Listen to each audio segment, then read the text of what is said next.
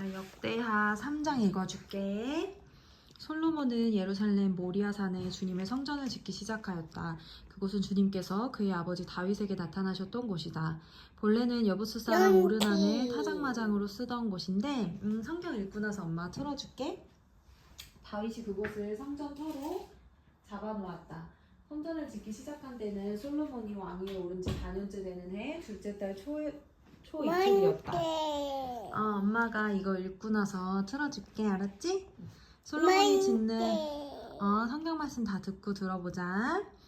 솔로몬이 짓는 하나님의 성전의 규모는 다음과 같다. 옛날에 쓰던 자로 성전의 길이가 60자, 너비가 20자이다. 성전 앞 현관은 길이가 성전에서 너비와 같이 20자이고 높이는 120자인데 현관 안벽은 순금으로 입혔다. 솔로몬은 또 본당 안벽에 잣나무 판자를 대고 순금을 입히고 그 위에 종려나무 가지와 사슬 모양을 새겼다. 그는 보석으로 성전을 꾸며서 화려하게 하였는데 그 금은 바르와임에서 들여온 금이다. 그는 성전 안에 들보와 문지방과 벽과 문짝에 금바기를 입히고 벽에는 그룹들을 아로 새겼다. 그는 또 지성소를 지었다. 그 길이는 성전의 너비와 같이 20자이고 너비도 20자이다. 600달란트의 순금 금박을 내부에 입혔다. 옷의 무게만 하여도 금 50세겔이 나갔다.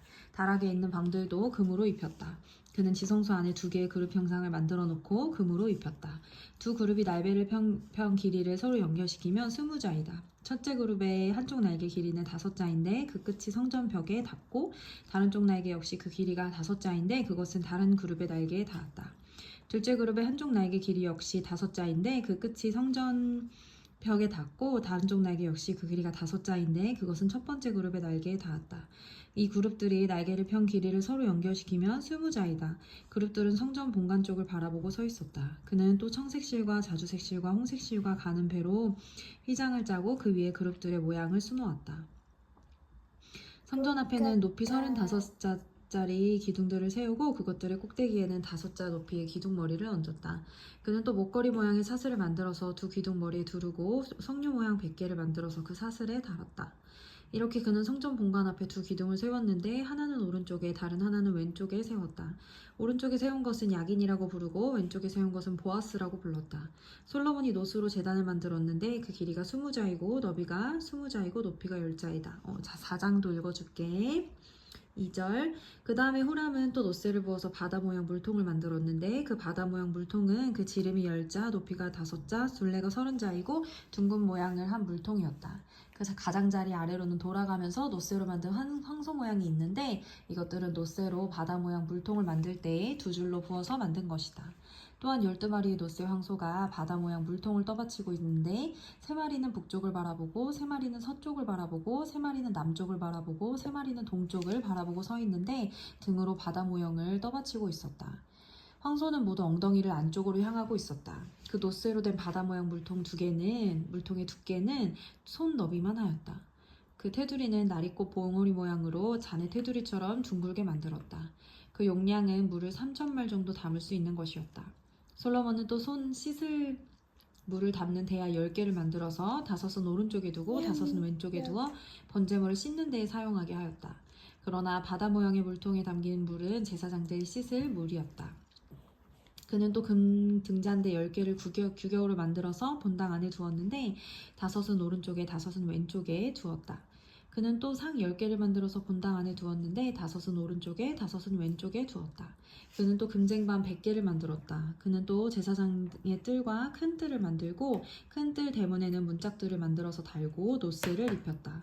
바다 모양 물통은 성전의 오른쪽 동남쪽 모퉁이에 두었다. 후람은 또 솥과 부삽과 대접을 만들었다. 이렇게 후람은 솔로몬 왕이 하나님의 성전에다가 해놓으라고 시킨 모든 일을 마쳤다. 그가 만든 것들은 기둥과 그 두 기둥 꼭대기에 얹은 둥근 공 모양을 한 기둥 머리 둘과 그 두 기둥 꼭대기에 있는 공 모양을 한 기둥 머리에 씌운 그물 2개와 기둥 꼭대기에 있는 공 모양을 한 기둥 머리에 씌운 각 그물에다가 2줄로 장식한 석류 400개를 만들었다. 또 그가 만든 것은 받침대와 받침대 위에 놓을 대야와 바다 모양 물통 1개와 그 바다 모양 물통 아래에 받쳐놓은 황소 모양 12개와 솥과 부삽과 고기 갈고리였다. 이런 일의 전문가인 후람이 주님의 성전에서 쓸 것으로 솔로몬에게 바친 모든 기구는 광택나는 노쇠로 만든 것들이었다. 왕은 이 기구들을 숲과 스레다 사이에 있는 요단 계곡의 진흙에 부어서 만들게 하였다. 솔로몬이 이 모든 기구를 너무나 많이 만들었으므로 여기에 사용된 노스의 무게는 아무도 모른다. 솔로몬이 또 하나님의 성전에다가 둘 기구를 만들었으니 곧 금제단과 빵을 늘 차려놓은 산들과 지성소 앞에 규례대로 켜놓을 순금 등잔들과 등잔대들과 순금으로 만든 꽃장식과 등잔과 부집개와 순금으로 만든 심지 다듬는 집게와 대접과 숟가락과 불 옮기는 그릇과 성전 어기 곧 성전의 맨 안쪽 지성소의 문짝들과 성전 본관의 문짝들이었다. 이 문짝들도 금으로 입혔다. 그리고 5장까지 읽어줄게. 이렇게 해서 솔로몬은 주님의 성전을 짓는 모든 일을 완성하였다. 솔로몬은 그의 아버지 다윗이 거룩하게 구별해서 바친 성물, 곧 은과 금과 모든 기구를 가져다가 하나님의 성전 창고에 넣었다. 솔로몬은 주님의 언약궤를 시온, 곧 다윗성에서 성전으로 옮기려고 이스라엘 장로들과 이스라엘 자손의 각 가문의 대표인 온 지파의 지도자들을 예루살렘으로 불러 모았다. 이스라엘의 모든 남자가 7째 달 절기에 왕 앞에 모였다. 이스라엘의 모든 장로가 모이니 레위 사람들이 궤를 메어 옮겼다. 궤와 회막과 장막 안에 있는 거룩한 기구를 모두 옮겨왔는데 제사장들과 레위 사람들이 그것을 날랐다.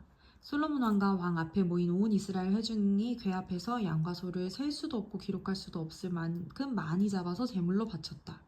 제사장들은 주님의 언약궤를 제자리 곧 성전 내시의 지성소 안 그룹들의 날개 아래에 가져다 놓았다. 그룹들은 궤가 놓인 자리 위에 날개를 펼쳐서 궤와 채의 위를 덮었다. 궤에서 삐쭉 나온 두 개의 채는 길어서 그 끝이 지성소의 정면에 있는 성소에서도 보였다. 그러나 성소 밖에서는 보이지 않았다. 그 채는 오늘날까지 그곳에 그대로 놓여있다. 궤 속에는 호렙에서 모세가 넣어둔 두 판 말고는 아무것도 없었다. 이 두 판은 이스라엘 자손이 이집트에서 나온 다음에 주님께서 호렙에서 그들과 언약을 세우실 때에 모세가 거기에 넣은 것이다.